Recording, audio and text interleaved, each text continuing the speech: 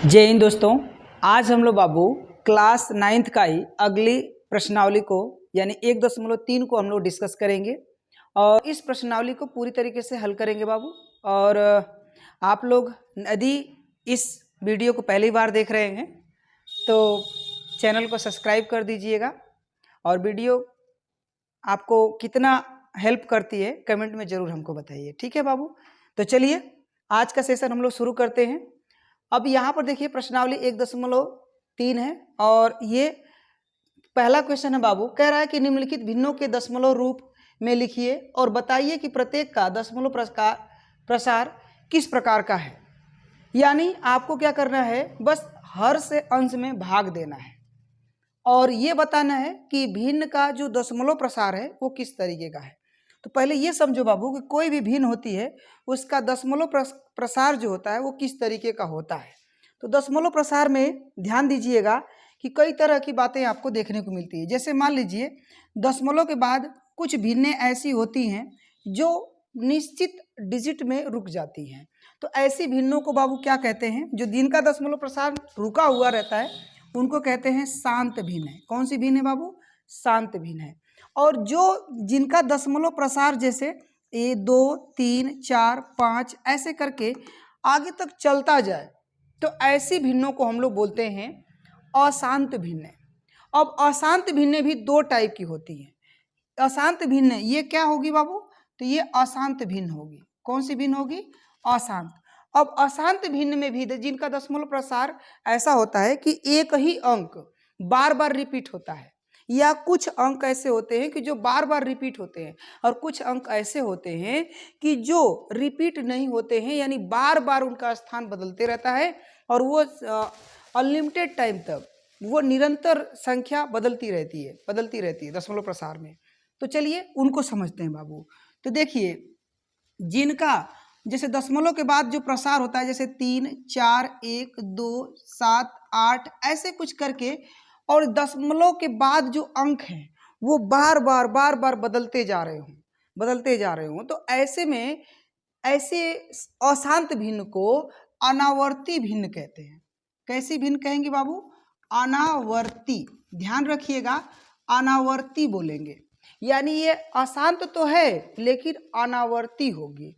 और एक होती है जिसमें दशमलव प्रसार जैसे अंक रिपीट करें, जैसे मैं कहूँ कि यहाँ पर 0.999 ये आ रहा हो, एक ही अंक रिपीट हो रहा हो या दो अंक रिपीट हो रहे हो, तो ऐसे में भिन्न को हम लोग बोलते हैं आवर्ती। यानी जिसका अंक रिपीट हो रहा हो दशमलव के बाद वो भिन्न आवर्ती होती हैं और जिनका रिपीट नहीं होता है उसे अनावर्ती भिन्न कहते हैं। तो इस प्रकार आपने समझा कि शांत भिन्न, अशांत भिन्न, अनावर्ती और आवर्ती, ये आपको ध्यान रखना है कि 4 तरीके से दशमलव प्रसार होता है। अब आते हैं आपके सवालों पर।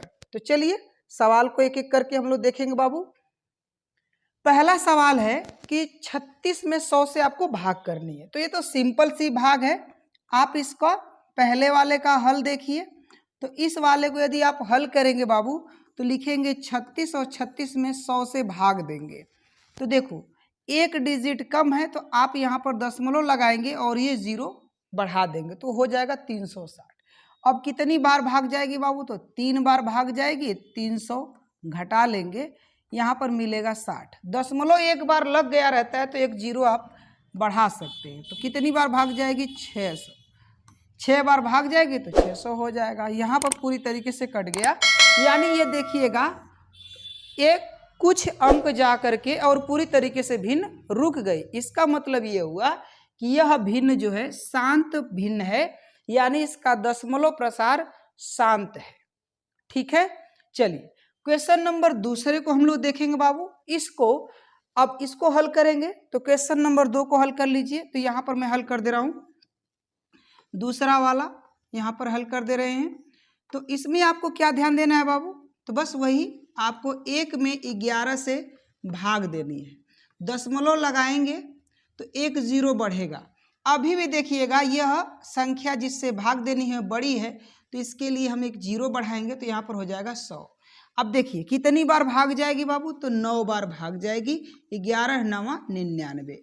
अब यहाँ पे घटाएंगे तो 1 आएगा।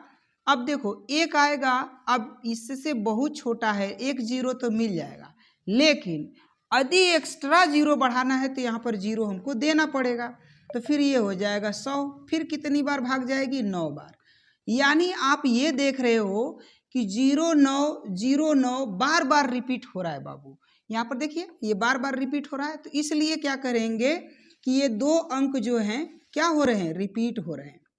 यानी इसका जो दशमलव प्रसार होगा वो 090909 होगा।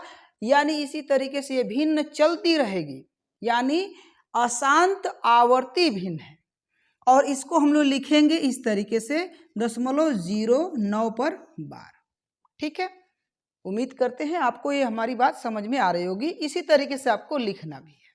अब आते हैं बाबू क्वेश्चन नंबर 3 पर। क्वेश्चन नंबर 3 इसको भी हल कर लेते हैं। तो हल करें, इसको मैं मिटा दे रहा हूं बाबू। ठीक है, चलिए तो क्वेश्चन नंबर 3 देखिए, इसमें क्या कह रहा है? इसमें तो देखो 8 चौको 32 और 32 और 1 33 हो जाएगा। इस तरीके से 33 और किससे भाग देना है? तो 8 से। कितनी बार भाग जाएगी? तो 4 बार भाग जाएगी। 8 चौको 32 लिखेंगे, 1 आपको यहाँ पर मिलेगा। दशमलव लगाएंगे, दशमलव जैसे लगाएंगे वहाँ पे 0 मिलेगा और आप 1 बार भाग लेके जाएंगे। अब यहाँ पर भैया देखिए, तो आप 1 बार भाग लेके जाएंगे तो फिर यहाँ पर 2 मिलेगा। फिर आपको क्या करना है? 1 0 बढ़ाना है। 8 दूना के 16 यहाँ पर, फिर यहाँ पर आपको 4 मिलेगा। 1 0 आप ले सकते हैं। फिर यहाँ पर 8 5 40, यानी ये भिन्न देखिए पूरी तरीके से कट गई है। ये भिन्न क्या हो गई? पूरी तरीके से कट गई। यानी यह इसका जो दशमलव प्रसार है वो क्या है? शांत है। तो आप लोगों को ये 2 भिन्नें खुद से लगा लेनी है और ये बताना है कि इनका दशमलव प्रसार शांत होगा कि अशांत होगा और दशमलव प्रसार क्या होगा। ठीक है, चलें अगले क्वेश्चन पर। तो चलिए नेक्स्ट प्रश्न पर। यहां पर देखिए बाबू क्वेश्चन नंबर 2 है और इस प्रश्न को देखते हैं ये क्या कह रहा है आपका। इस प्रश्न में कह रहा है कि आप जानते हैं कि 1/7 बराबर 0.142857 पर बार लगा हुआ है। वास्तव में लंबा भाग दिए बिना क्या आप यह बता सकते हैं कि 2/7, 3/7, 4/7 इन सब का दशमलव प्रसार क्या होगा? तो चलिए देखते हैं। यानी लंबी भाग आपको नहीं करना है, यानी आपको 2 में ऐसे नहीं लिख देना है कि सर जी बताए हैं तो ऐसे लिख दें, भाग दे दें। नहीं, ये प्रोसेस आपको नहीं करना है। तो फिर करना क्या है बाबू? तो चलिए फटाक से देख लेते हैं इसमें। तो देखो पहले क्वेश्चन, पहले वाली भिन्न को हम ले लेते हैं। ये 2/7 है। पहले यहाँ पे लिख लेना कि हल कर रहे हैं हम। तो फिर यहाँ पे हल लिखेंगे और फिर लिखेंगे 2/7। ये भिन्न हमारी है। अच्छा एक बात बताओ, यदि 2/7 इस तरीके से लिखा हुआ है तो 2/7 को हम ऐसे भी तो लिख सकते हैं मेरे भाई। क्या? 2 गुणे 1/7 लिख सकते हैं। अब देखो 1/7 का मान यहाँ पर तो दिया है, तो बस ये मान यहाँ पर ला करके रख दीजिए, बस सिंपल सा काम हो जाएगा आपका। तो 2 गुणे 0.145857, ठीक है, सॉरी यहाँ पर 2 होगा, गलत लिख दिए, 0.142857, ठीक है। इस पर आपका बार लगा हुआ है। अब देखो यहाँ पे गुणे का चिन्ह है तो सीधे इसका गुणा कर दीजिए। अब गुणा कर देंगे तो आपको मिल जाएगा वैल्यू। तो क्या मिलेगा? 7 दूना के 14 को 4, 5 दूना के 10 1 11, 8 दूना के 16 1 17, 2 दूना के 4 1 5, 4 दूना के 8 और 1 दूना के 2। ये हो गया और इस पे बार लग गया। ये हो गया इसका आंसर। अब बताओ समझ में आया? इसी तरीके से सेम प्रोसेस आपको इस भिन्न के साथ भी करना है। तो चलिए इसको भी मैं लगा देता हूं। यदि भिन्न हम ले लें, भिन्न दूसरा मैं हल कर रहा हूं इसमें। यदि भिन्न हम ये ले लेते हैं भैया, क्या है? 3/7। तो 3/7 को फिर वही आपको थोड़ा सा इसको ओपन करके लिख देना है, 3 × 1/7। बस 3 × 1/7 की वैल्यू आप यहाँ पर रख लीजिए। तो 0.14258 नहीं 857 है भैया, 857। बस इस पे बार लगा दो, या नहीं लगा हुआ तो भी कोई दिक्कत नहीं है। बस ये ध्यान रखना कि इस पे बार लगा हुआ है, तो आप इसका गुणा करके भी बार लगा सकते हैं। तो बस इसको 1 हासिल कितना होगा 2, 3 × 5 = 15 और 2 17 यानी 7 यानी 1 हासिल हो जाएगा। 3 × 8 = 24, 24 में फिर 2 हासिल, और यहाँ पर हो जाएगा 24 और 1 25। फिर इसका 3 से 3 दूना के 6 और 6 2 8, 3 चौको 12 और 12 1 नहीं 12 ही होगा केवल, 12 को 2 और 3 1 कम 3 1 4 हो जाएगा, दशमलव इतना आएगा। अब इस पे हम लोग क्या लगा देंगे बाबू बार, ठीक है। तो इस तरीके से आप कैलकुलेशन कर सकते हैं। तो उम्मीद करते हैं मेरी बात समझ में आ गई। इसी तरीके से आप इन तीनों को भी बाबू केवल करना क्या है यार, सिंपली इस तरीके से लिखना और उसमें गुणा कर देना, बस हो जाएगा आपका काम, ठीक है। समझ में आया। चलो नेक्स्ट प्रश्न को हम लोग देखेंगे। यहां पर अगला प्रश्न है, चलिए इस क्वेश्चन को देखें। क्या कह रहा है इस क्वेश्चन में भैया, इस प्रश्न में आपको कह रहा है कि निम्नलिखित को p/q के रूप में व्यक्त कीजिए, जहां p और q एक पूर्णांक है तथा q ≠ 0 है, यानी q 0 नहीं होना चाहिए और इनको p/q के रूप में लिख देना है। चलो देखो, इसका एक शॉर्ट ट्रिक होता है मेरे भाई। शॉर्टकट क्या होता है कि जितने भी अंक पर बार लगा होता है, जितने भी अंक पर बार लगा होगा, जैसे 1 अंक पे हो, 2 अंक पे हो, 3 अंक पे बार लगा हो, उतने ही 9 लिखने होते हैं हर में। जैसे यहाँ पर है ना, तो आपको यदि इसको शॉर्टकट में देखें तो 1 अंक पे बार लगा हुआ है तो आपको लिखना है 6/9, यानी एक बार तो 1 ठो 9 आएगा। ये 6/9 है, यानी इसकी भिन्न बनेगी कितना 2/3। ये तो रहा शॉर्टकट तरीका, लेकिन आपको शॉर्टकट तरीका तब अप्लाई करना है जब ये ऑब्जेक्टिव में दिया रहेगा। यदि आपको हल करके मांगता है तो आप ऐसे मत लिखिएगा, ठीक है बाबू। अच्छा चलो इसको भी थोड़ा सा देख लो, इसका भी शॉर्टकट में क्या हो जाएगा आंसर। देखो 1 अंक पे बार लगा हुआ है, केवल 7 पे लगा हुआ है, तो क्या करेंगे यहाँ पे लिखेंगे 4 7 और नीचे लिखेंगे 1 ठो 9। अब 1 अंक खाली है तो इसके बदले में लिखेंगे 0, और जिस अंक पे बार नहीं है उसी को क्या कर देंगे घटा देंगे यहाँ पर। तो इसका आंसर क्या आएगा 43/90, यानी 43/90 हो जाएगा। बात समझ में आई। ये शॉर्टकट तरीका है, लेकिन इसी को यदि आप इस तरीके से लगाएं, जैसे आपके बोर्ड वाले चाहेंगे कि नहीं लिख करके इसे अच्छे से लगाओ विस्तार करके भैया, तो फिर क्या लिखना होगा, माना फलाना करना पड़ेगा। अब यहाँ पर लिखेंगे माना x बराबर 0.66 पर बार, ये x बराबर मानेंगे। तो ये x बराबर ये भी तो लिख सकते हैं भैया 0.666, यानी ये अनलिमिटेड टाइम आ रहा है। तो बस इसको मान लेना कि ये समीकरण नंबर 1 है। अब थोड़ा सा काम करना है। 1 अंक पे यदि बार लग रहा है, 1 अंक पे बार चल रहा है, तो आपको करना क्या है बाबू कि दोनों पक्षों में, यानी इसी समीकरण में दोनों पक्षों में 10 से गुणा कर देना है। तो चलिए 10 से गुणा कर देते हैं। तो जैसे ही 10 से गुणा करेंगे तो क्या मिलेगा हम लोगों को, यहाँ पर मिलेगा बाबू, दोनों पक्षों में लिख दे रहा हूँ, दोनों पक्षों में 10 से गुणा करने पर, लो भैया कर देते हैं। तो ये हो जाएगा 10x बराबर, अब देखो जैसे इसमें 10 से गुणा करेंगे ना तो इसका दशमलव का स्थान जो है आगे घुसक जाएगा, 1 अंक आगे हो जाएगा, यानी 6.666 हो जाएगा भैया। इसको समीकरण नंबर 2 कह देना। अब करना क्या है, समीकरण 2 में से समीकरण 1 को घटा देना है। तो यहाँ पर लिखना है समीकरण 2 में से समीकरण 1 को घटाने पर, ले भैया घटा देते हैं।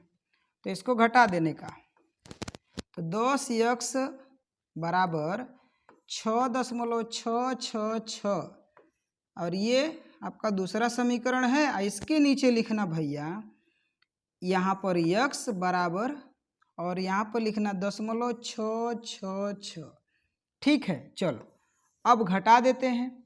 तो जैसे ही घटाएंगे बाबू तो क्या मिलेगा, 10 गो में से 1 घटेगा तो कितना मिलेगा 9x।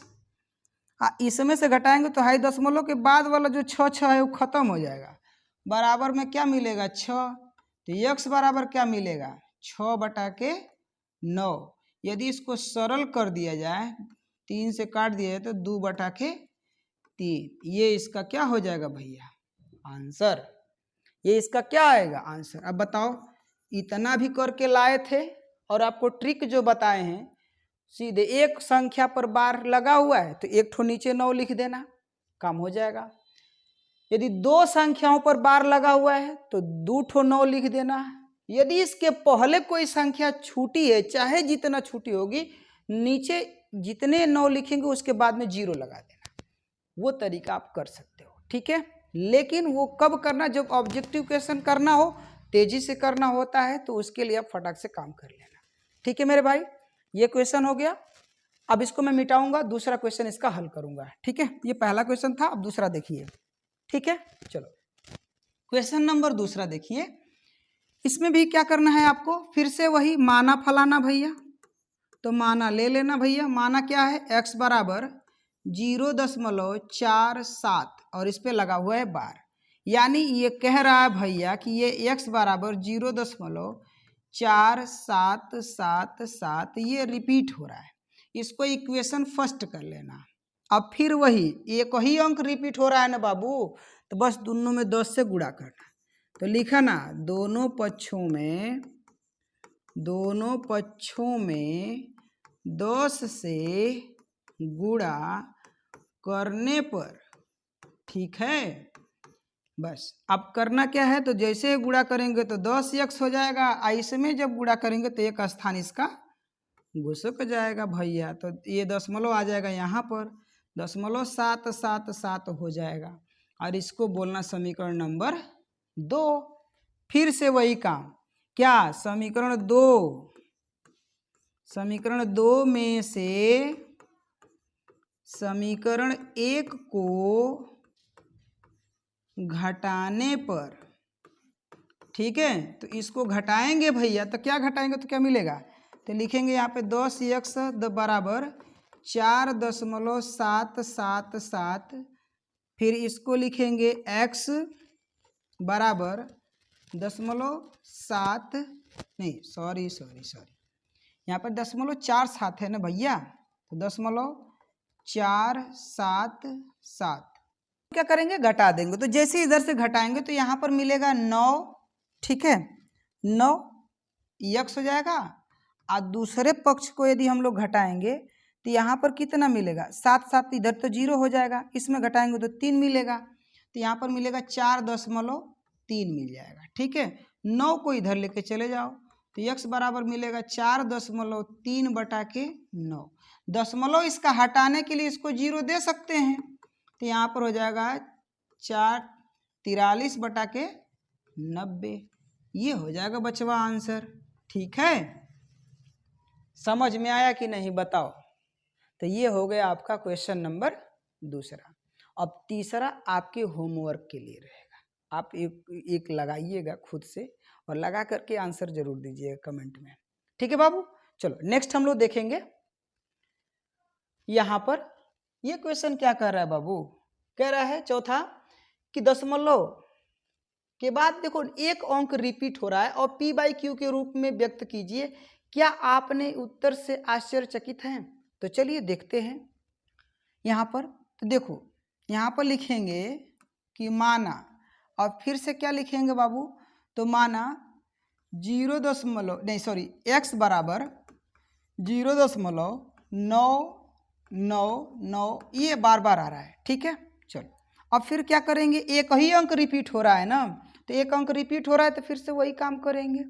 क्या करेंगे, दोनों पक्षों में इसको एक समीकरण कर देना।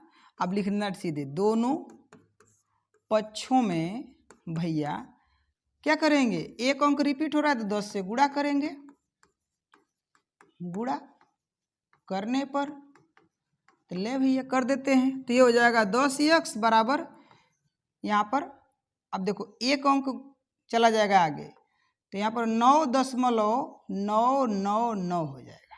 ठीक है, और ये समीकरण 2 हो जाएगा। अब क्या करना, समीकरण 2 में से समीकरण 1 को घटाने पर, ठीक है, चलो घटा देते हैं बाबू। तो इसको इसमें से घटाएंगे तो क्या मिलेगा, 10x बराबर 9.999। अब इसको घटाते हैं तो x बराबर लिखेंगे 0.999। ठीक है, ले भैया घटा देते हैं तो यहाँ पर मिलेगा 9x और यहाँ पर मिल जाएगा आपको 9। अब यदि इसको हम लोग और हल करें तो x बराबर क्या मिलेगा, 9/9, यानी इसका मान आ जाएगा 1। अब देख लो भैया, ये p/q के रूप में 1/1 आ गया। ठीक है, तो इस बात को बिल्कुल आपको ध्यान रखना है। देखो यहाँ पर 1 आ गया है, ठीक, जो पूर्ण संख्या की आ गई है। तो यही कह रहा है कि ये क्या इसका आंसर इस तरीके का हो सकता है। तो भाई जाहिर सी बात है, हम लोग इसका जब सॉल्यूशन देख लिए हैं तो इसका पूर्ण संख्या मिल गई, भिन्न के रूप में नहीं आई। भिन्न के रूप में लिखेंगे भी तो 1/1 लिखेंगे, दोनों सेम अंक होंगे। अब इसको यदि हम लोग उल्टा करके भाग देंगे तो 9.9 नहीं आएगा। यही आश्चर्य करने वाली बात है। यदि 1/1 होगा तो बताओ 1 से फिर हम 1 में भाग देंगे तो क्या फिर 0.99 आएगा, नहीं आएगा।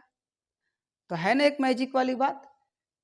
चलो ठीक है, नेक्स्ट हम लोग चलेंगे बाबू अगले क्वेश्चन की तरफ। Question number 5। क्वेश्चन नंबर 5 क्या कह रहा है, क्वेश्चन नंबर 5 में कह रहा है कि 1/17 के दशमलव प्रसार में अंकों के पुनरावृत्ति खंड में अंकों की अधिकतम संख्या क्या हो सकती है, अपने उत्तर की जांच करने के लिए विभाजन क्रिया भी कीजिए। ले भैया आपको भाग भी देना है। ठीक है, तो चलिए यहाँ पर हम लोग क्या करेंगे, पहले भाग दे लेते हैं। तो 17 से हमको किस में भाग देना है, 1 में भाग देना है। अब देखो बाबू, भाग देने के लिए आपको यहाँ पे दशमलव लगाना होगा, तो ये 0 हो जाएगा, और यहाँ पर एक 0 बढ़ाएंगे तो ये 100 हो जाएगा। अब 17 × 85। अब यहाँ पर जब 85 आ गया है तो इसको घटा दीजिए, तो घटाएंगे तो मिलेगा 15। एक 0 दशमलव लगाए हैं तो एक 0 आप बढ़ा सकते हैं। ठीक है, अब जब बढ़ाएंगे तो यहाँ पर आपको 150 हो जाएगा। अब 17/8 8 बार भाग जाएगी और 17/8 होगा 136। घटाएंगे बाबू तो यहाँ पर फिर कितना मिलेगा आपको, तो यहाँ पर मिलेगा 14। कितना मिलेगा, 14, एक 0 बढ़ा लेंगे। अब यहाँ पर फिर से आपको 8 बार भाग जाने को मिलेगी, 8 बार फिर भाग जाएगी, 136 होगा, और घटाएंगे तो यहाँ पर फिर कितना मिलेगा, तो 4 मिलेगा। अब आपको क्या करना है, यहाँ पर 0 ले लेना है। 17 दूना के 34, यानी 2 बार भाग जाएगी। 34 घटाएंगे तो कितना मिलेगा, 6, 60 हो जाएगा। फिर यहाँ पर होगा 17 × 3 = 51, यानी यहाँ पर हो जाएगा 51। घटाएंगे बाबू तो यहाँ पर मिलेगा 9। घटाएंगे तो कितना मिलेगा, यहाँ पर 9 मिल जाएगा। अब फिर से आपको क्या करना है, यहाँ पर इस 9 में भाग देना है। तो 17 से यदि आप 9 में भाग दे रहे हैं बाबू, तो वही प्रोसेस करने हैं आपको। अब ये नहीं कि फिर से दशमलव लगा देना, क्योंकि यही वाली भाग यहाँ पे चल रही है। तो एक 0 बढ़ाएंगे और 17 × 5 = 85 कर देंगे, तो ये हो जाएगा 85, बचेगा 5। फिर से आपको क्या करना है, 0 लेना है, और 17 दूना के 34, 17 दूना के 34 यहाँ पर करेंगे बाबू, तो यहाँ पर कितना मिलेगा, 16, यानी 160। 17 9 कितना होगा, 153।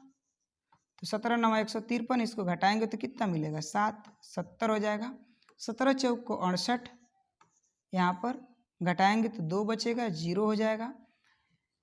17 एकम 17। ले भैया यहाँ पर कितना मिलेगा, 3, 0। 17 से फिर भाग देंगे तो एक ही बार भाग जाएगी, तो 17। इसके बाद घटाएंगे तो कितना मिलेगा, यहाँ पर घटाएंगे तो मिलेगा 13, यानी 17, और ये हो जाएगा 13। 0 बढ़ेगा, 130 हो जाएगा। 17 सते भैया 119, 17 सते 119। अब इसको घटा देंगे तो कितना मिलेगा, 11।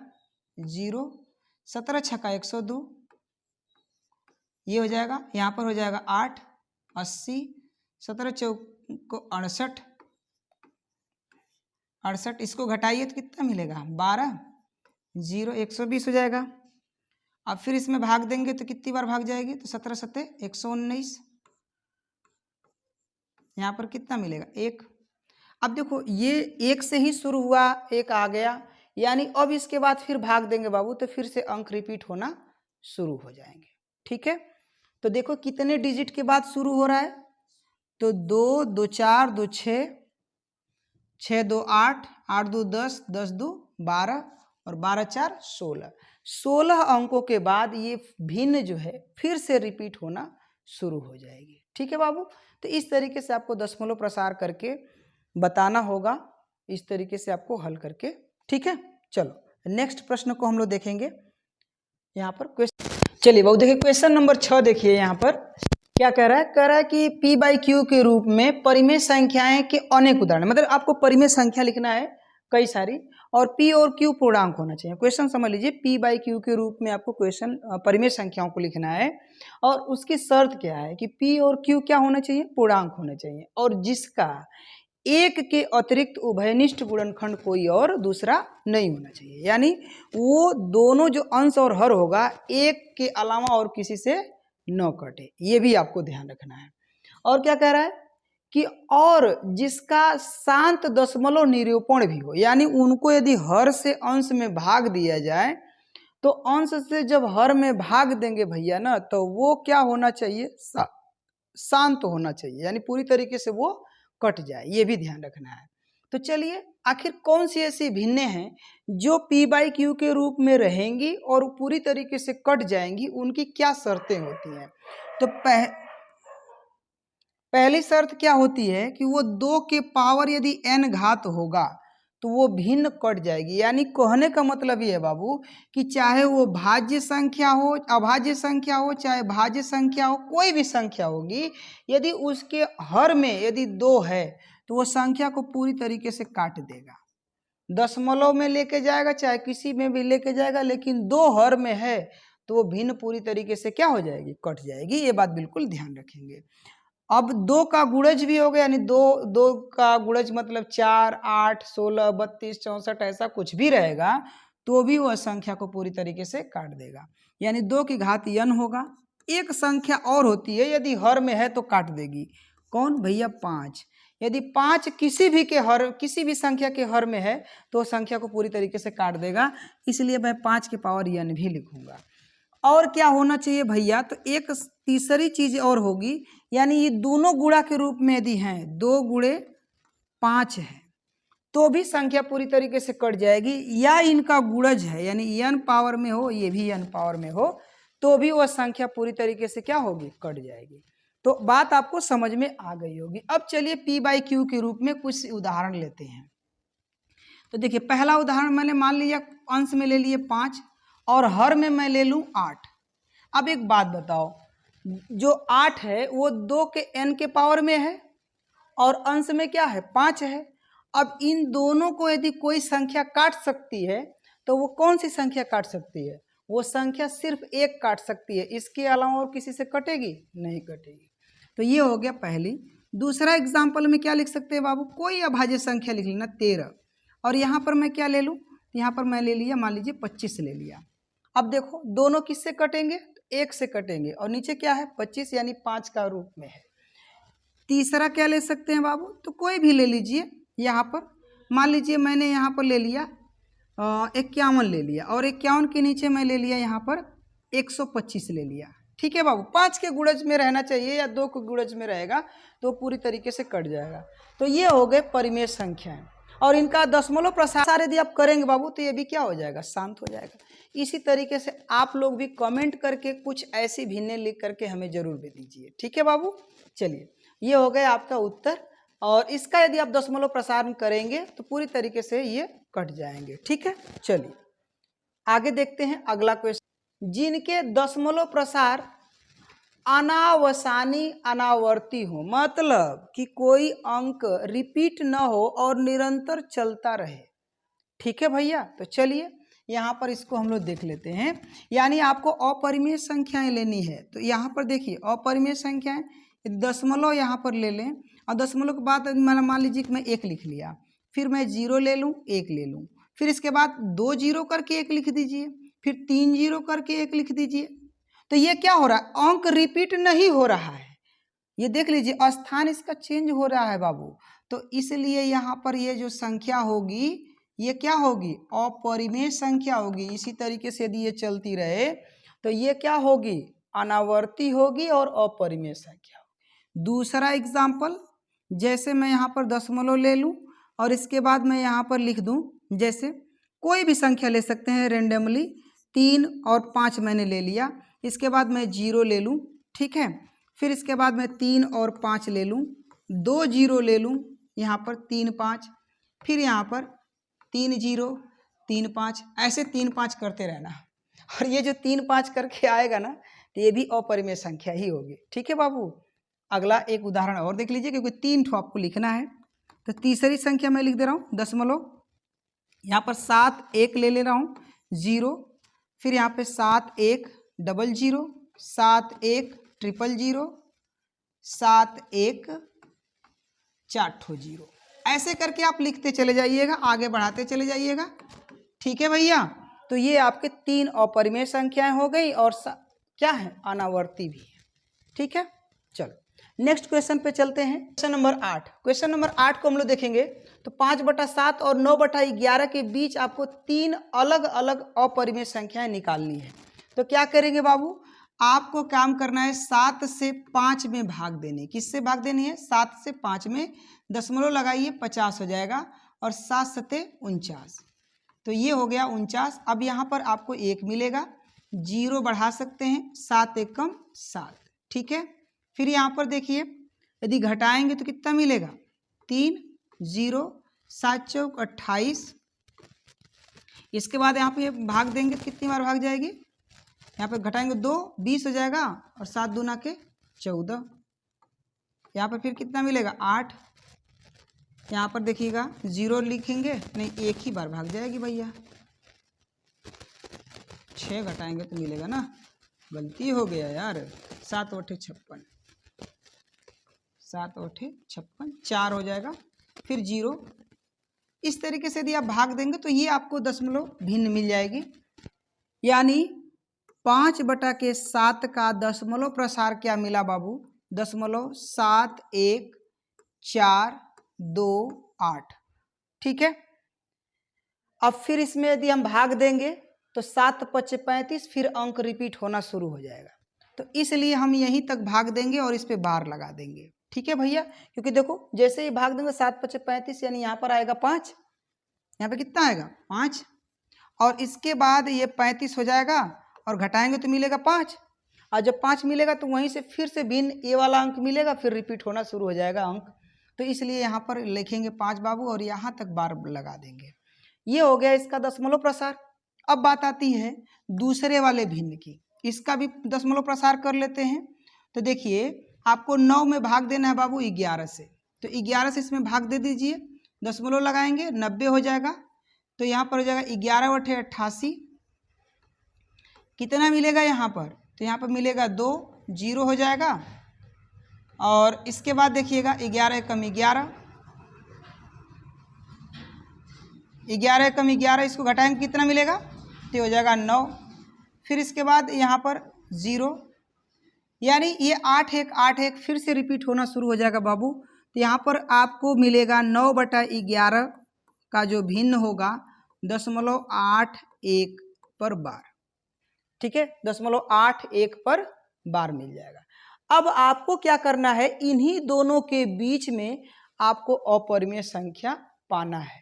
ठीक है, तो चलिए अब देखो ये 71 है ना, अब 71 के बाद क्या आ सकता है, 72 73 74 75 76, कुछ भी ले सकते हैं 81 से पहले, वो सब क्या होंगे, इनके बीच में ही आएंगे। ठीक है बाबू, तो चलिए पहली परिमेय संख्या हम लोग लिखते हैं, यहाँ पर ले लेते हैं 0.7, और यहाँ पर ले लें 3 7 3 0 7 3 0 0 7 3 0 0, ये सब इस तरीके से आप लिख सकते हैं बाबू, ठीक है। और ये जो भिन्न आपको मिल रही है ये अपरिमेय संख्या है।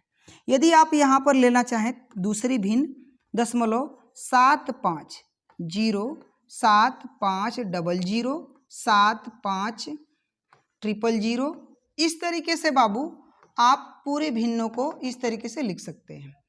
अगला 3 ठो लिखने के लिए बोला है, 1 ठो और लिख दे रहा हूँ।